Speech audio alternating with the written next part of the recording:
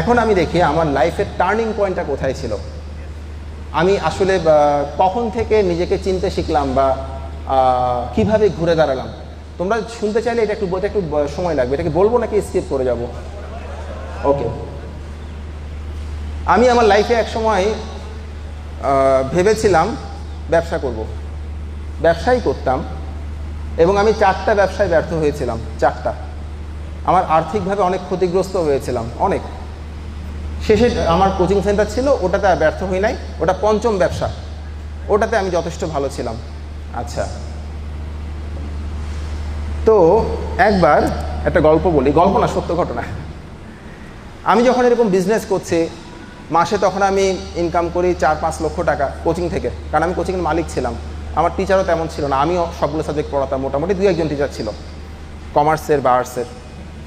তো তখন আমার চুয়েটের মানে ডিগ্রি আমার কমপ্লিট হয় নাই, পড়াশোনা কমপ্লিট হয় নাই, আমি ইনকমপ্লিট অবস্থায় রেখে দিচ্ছি। বিজনেস করতেছি, ভালোই আছি, বইপত্র পড়তেছি, পোলাপান পড়াচ্ছি, আমার অনেক বড় বড় ব্যাচ ছিল, পড়াতাম, ভালো লাগতো পড়াতে, কিন্তু ভালো লাগে, একটা সন্তুষ্টি লাগে। মানুষ কিন্তু শুধু পয়সার জন্য পড়ায় না, এটা কিন্তু একটা স্যাটিসফ্যাকশান আছে, অনেক বড় স্যাটিসফ্যাকশান আছে। তো পড়াতাম, তখন বন্ধুবান্ধব বলতো, বিভিন্ন কথা বলতো, লোকজন এসে বাবা মাকে বড় বড় কথা শোনাইতো যে আপনার ছেলে কি করে, গিফটের ব্যবসা করে, কোচিং সেন্টার চালায়, এগুলো তো যে কেউ চালাতে পারে, ও এখনও অনার্স কমপ্লিট করে নাই কেন, ইত্যাদি ইত্যাদি। মা বাবা অনেক কষ্ট পেত, কান্নাকাটি করতো, আমি গায়ে মারতাম না। তারপরে তা সত্ত্বেও মনে একটা ব্যথা অবশ্য ছিল। একদিন একটা বাসায় দুপুরবেলা লাঞ্চে দাওয়াত দিচ্ছে আমাকে। তো সেখানে যাওয়ার সময় আমি আমার এখনও মনে আছে, একটা হাফ শার্ট আর একটা ফর্মাল প্যান্ট পরে গেছিলাম ব্ল্যাক কালারের, এবং শু পরেছিলাম, খুব সেজেগুজে যাচ্ছিলাম আর কি। তো সেজেগুজে যাওয়ার পিছনে একটা কারণ ছিল, তখন আমি খুবই লাজুক স্বভাবের ছিলাম, ইন্ট্রোভার্ট ছিলাম। তো সে বাসায় এক সুন্দরী মেয়ে ছিল। আমার মনে হয়েছিল, আমার কেন জানি মনে হতো ওই মেয়েটা আমার দিকে তাকাই, যদিও আমি দেখি না, আমার একটা মনের খুশি আর কি, সে আমার দিকে তাকায়, আসলে তাকাইতো না, উদয় আমার দিকে তাকায়। যেহেতু মেয়েটা আমার দিকে তাকায়, তখন আমি দাড়ি রাখতাম না, ক্লিন শেপ থাকতাম, একদম শেপ টেপ করে ফিটফাট হয়ে যাচ্ছি ওই বাসায়।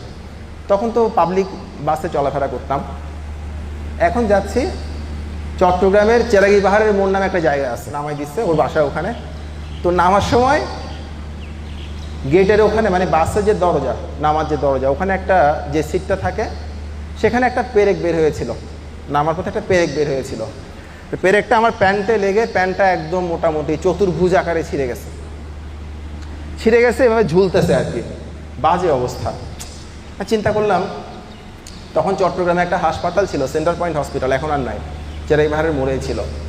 তো আমি হাসপাতালের সামনে দাঁড়ায় আছি, ভাবতেছি আমি কি যাবো কি যাবো না, এটা ভাবতেই মানে ওখানেই দাঁড়ায় আছি আর কি, ওটা ঝুলতেছে এইভাবে করে ফর্মাল প্যান্ট। আর ছেলেরা যখন কোনো টেনশানে থাকে, মেয়েরা অনেক সময় মনে করে যে ছেলেটা বোধহয় অনেক কিছু ভাবতেছে, কিন্তু সত্য ঘটনা হচ্ছে, যখন ছেলেরা টেনশানে পড়ে, তখন ছেলেরা কোনো কিছু ভাবতে পারে না, তাদের মাথা ব্ল্যাঙ্ক হয়ে যায়। সো আপনার প্রিয় মানুষটা যদি বলে এই এখন কথা বলবো না, অনেক টেনশানে আছে, আসলে সে কিছুই ভাবতেছে না, আপনি ধাক্কা দেন জোরে একটা, সে কিছুই ভাবতেছে না। তো আমিও কিছুই ভাবতেছিলাম না। তখন আমার এক বন্ধু সত্যজিৎ আর একটা বন্ধু পলাশ, ওরা আমাকে দেখছে, বলতেছে কি তোর এই অবস্থা কেন, কই যাচ্ছিস? তখন মনে মনে ভাবতেছি যে এই জিনিস নিয়ে দাওয়াত খেতে কি করে যাই, তাও ওই বাসায় মেয়েটা না থাকলে একটা কথা ছিল, মেয়েটা কি মনে করবে আমাকে, আসলে সে হয়তো খেয়ালই করবে না আমাকে, কিন্তু এমনিতে আমার মনে হচ্ছে আর কি। তো এখন ওটা বলে ধুর দাওয়াত বাদ দে, চল আমরা গিয়ে সিগারেট চা খাই। তা আমি তো স্মোক করি না, চা খাচ্ছিলাম তাদের সাথে দাঁড়ায়।